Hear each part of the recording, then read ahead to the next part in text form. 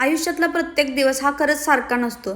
कधी आनंदी तर कधी दुःखी वाटत असतं आपल्याला. आणि शरूच्या बाबांनाही आज काहीतरी असंच झालं होतं. त्यांना खूप लो फील होत होतं. ऑफिसवरून आले, थोडंसं फ्रेश झाले आणि म्हटले चला आपण बाहेर जाऊयात.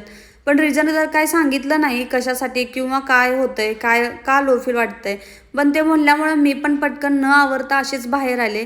आणि आल्यानंतर बघा, त्या थोड्या वेळानंतर शरूने त्यांच्याबरोबर एवढी मस्ती केली ना, असंच म्हणतात ना बघा, लहान मुलं आपल्यासोबत असले ना की आपलं कितीही मोठं दुःख असो तर आपल्याला ते छोटं वाटायला लागतं आणि ते दुःख विसरायला सोबत आपल्याला लहान मुलांची बरोबर मिळते. तर आज मीही खूप एन्जॉय केलं, ते दोघांनीही खूप मजा केली. आणि सोबत बाजूला एक ना छोटं रेस्टॉरंट होतं, तर शरूलाही तिथं चाट पापडी घेतली होती खायला.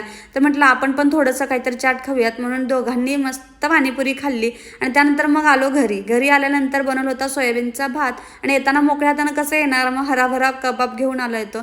तर ते पण एन्जॉय केलं. तर चला बाय बाय, व्हिडिओ इथेच